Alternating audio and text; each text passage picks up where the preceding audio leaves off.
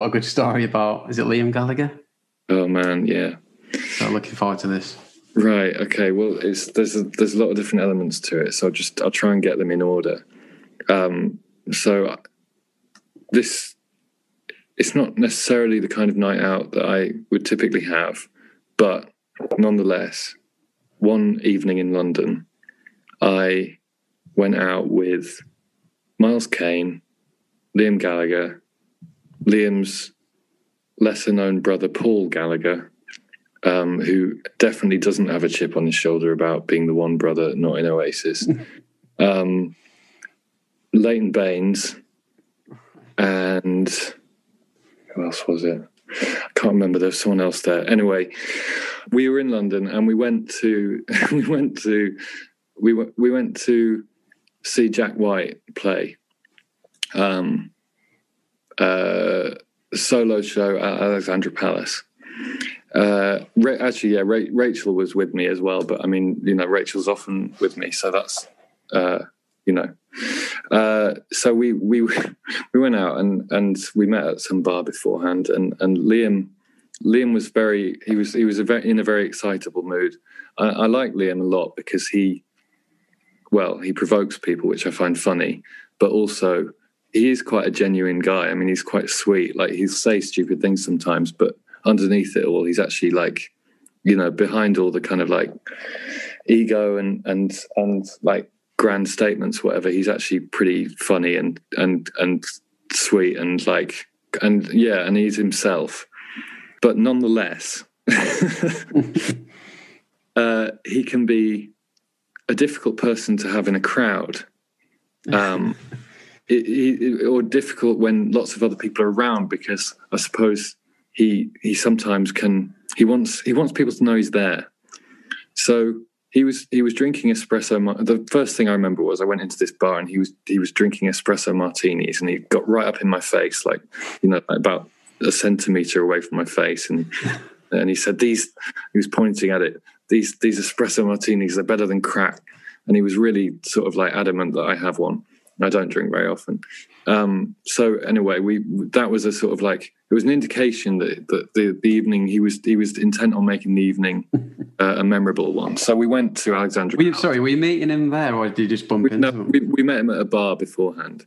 Oh, sorry, right, okay. And then from there we went to Alexandra Palace. So okay, we had a few espresso martinis, and then we went on to Alexandra Palace, and we walked in. And we were watching. So Jack White was about to start, and we watched Liam sort of like the support band were on, and Liam disappeared. Liam Paul Gallagher disappeared, and we couldn't find them. And whatever, we thought, okay, that's weird. That he was here 1 minute, he's gone. Maybe something happened. Maybe he just got bored. Whatever. So we watched the whole gig, and it was good. Jack White's always good. Like, whether you like his music or not, he's got his own thing going, and it's cool. And we went to the after party, and I saw Liam out of the corner of my eye on the other side of a window. And he was outside, and he was gesturing for me to sort of like unlock this fire door to let him in. And it turned out the reason he disappeared was the second we'd got in there and we were watching the support band, he decided that he wanted to go meet Jack White, and he wanted to go into the backstage area, like before the show, and just sort of like get in everyone's face. And what had happened was he walked straight into Jack White's dressing room.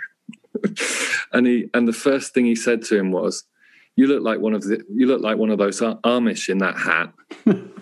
Jack White was in a period of wearing those big hats, and he made his whole touring crew wear them and everything. So Liam goes straight in there and goes, "You look like one of the Amish." And within 5 seconds, Jack White had his entire security team escort Liam and his brother off the premises. And they were not to be allowed back in for the whole thing. So Liam was trying to get me to sneak him back in because he'd been kicked out after about 5 seconds. Did you get him back in? No.